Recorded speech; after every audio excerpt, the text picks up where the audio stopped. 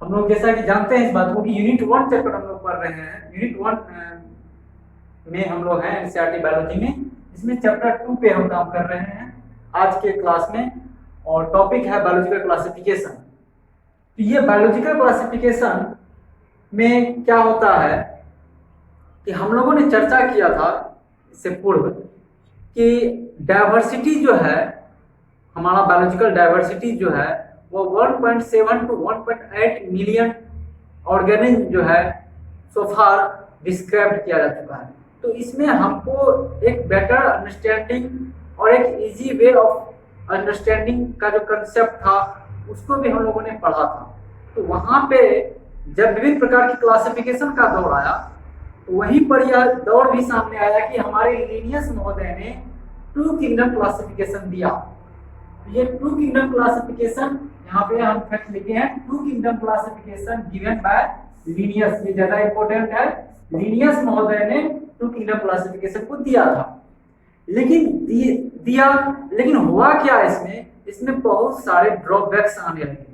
कुछ दिनों के बाद जब बहुत सारे बायोलॉजिस्ट एक साथ आए तो ये टू किंगडम क्लासिफिकेशन में बहुत सारे ड्रॉबैक्स आने लगे कि कुछ ऐसे भी ऑर्गेनिज्म आने लगे कि जो प्लांट्स को कैरेक्टर को फॉलो कर रहा था, ना ही एनिमल्स के कैरेक्टर को फॉलो कर रहा था। इसीलिए ये दुविधा उत्पन्न हो गई और हमको जो है टू किंगडम क्लासिफिकेशन को चेक आउट करने की जरूरत हो गई।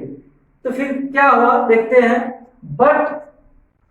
But this system did not, अच्छा यहाँ पे है, in this system of classification Plantae and Animalia considered. ये टू किंगडम क्लासिफिकेशन में सिर्फ एक मॉर्फोलॉजिकल कैरेक्टर लिया और कहा कि प्लांट्स और एनिमल्स, ये दो किंगडम क्लासिफिकेशन लाया। कौन? Two kingdom classification. But this system did not distinguish, लेकिन ये दोनों जो टू किंगडम क्लासिफिकेशन है ये डिस्टिंग्विश नहीं कर पाया बिटवीन यूकैरियोटिक एंड प्रोकैरियोटिक।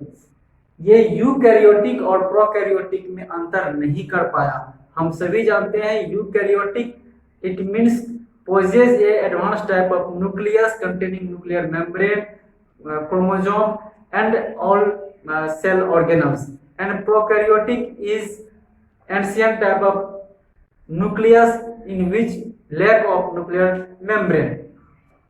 ये सारा चीज जो है इसको डिस्टिंग्विश नहीं कर पाया हमारे लिनियस महोदय ने। यूनिसेलुलर एंड मल्टी सेलुलर को भी ये डिस्टिंग्विश नहीं कर पाया, जिसकी वजह से इसमें ड्रॉबैक्स आया। एक कोशिकीय और बहुकोशिकीय जीवों में भी ये डिस्टिंग्विश नहीं किया। नेक्स्ट है फोटोसिंथेटिक एंड नॉन फोटोसिंथेटिक। ये जो है कुछ प्लांट्स और एनिमल्स में ऐसे बहुत सारे जीवों को रखा गया, इसमें यह क्लियर नहीं हो पाया था कि कौन फोटोसिंथेटिक है कौन नॉन फोटोसिंथेटिक है।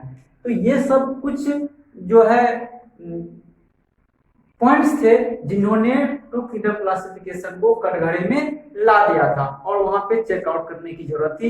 लास्टली लेटर ऑन क्या आया, आर.एच. व्हाइटेकर महोदय ने, आर.एच. व्हाइटेकर 1969 में प्रपोज किया एक 5 किंगडम क्लासिफिकेशन को, एक 5 किंगडम क्लासिफिकेशन को लाया।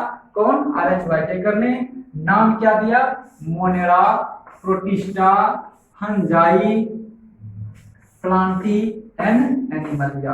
ये 5 जो है क्लासिफिकेशन टू किंगडम से आया। इसमें 3 ऐड किया। कौन सा 3 ऐड किया? मोनेरा को ऐड किया, प्रोटिस्टा को ऐड किया और फंजाई को ऐड किया। इस और बन गया ये 5 किंगडम क्लासिफिकेशन। किस आधार पर किया? On the best of cell structure. Cell structure के आधार पर टू किंगडम से 5 किंगडम में लाया गया। उसके बाद थैलस ऑर्गेनाइजेशन। हम सभी जानते हैं कि थैलस मीन्स होता है कि जिसको हम सभी जो है रूट, लीफ और स्टेम में डिफरेंशिएट नहीं कर पाते हैं वो थैलस कहलाता है। Thallus organisation, mode of nutrition, reproduction and phylogenetic relation, उसका इवोल्यूशनरी रिलेशनशिप को भी इसमें इंक्लूड किया। किसमें? 5 किंगडम क्लासिफिकेशन में। ये पूछता है यहाँ से, एक चीज आपको ध्यान रखने वाली बात है कि 5 किंगडम क्लासिफिकेशन किस पर आधारित था, किस किस कैरेक्टर्स को उसमें लिया गया।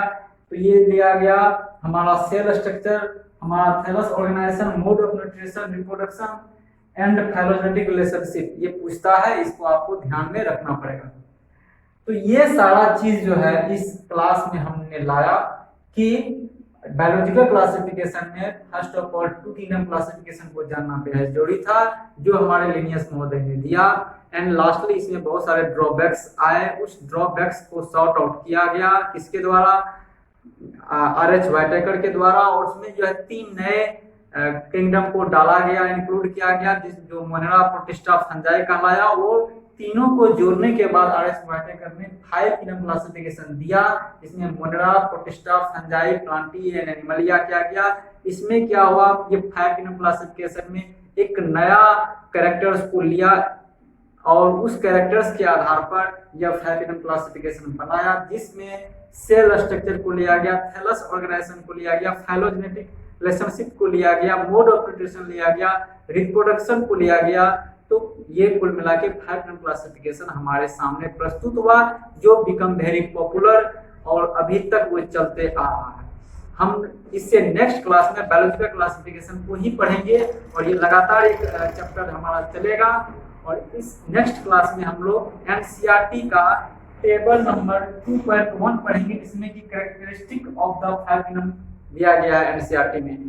तो मेरे स्टूडेंट्स, आप अपने फ्रेंड्स को ये वीडियो किसी के भी माध्यम से आपके पास मिलता हो तो अपने फ्रेंड्स को भी शेयर कीजिए, अवेयर फैलाइए, अवगत कराइए और ज़्यादा से ज़्यादा आप इस वीडियो से लाभ उठाइए। हमको कमेंट्स भी कीजिए कि हमारा वीडियो कैसा लगता है।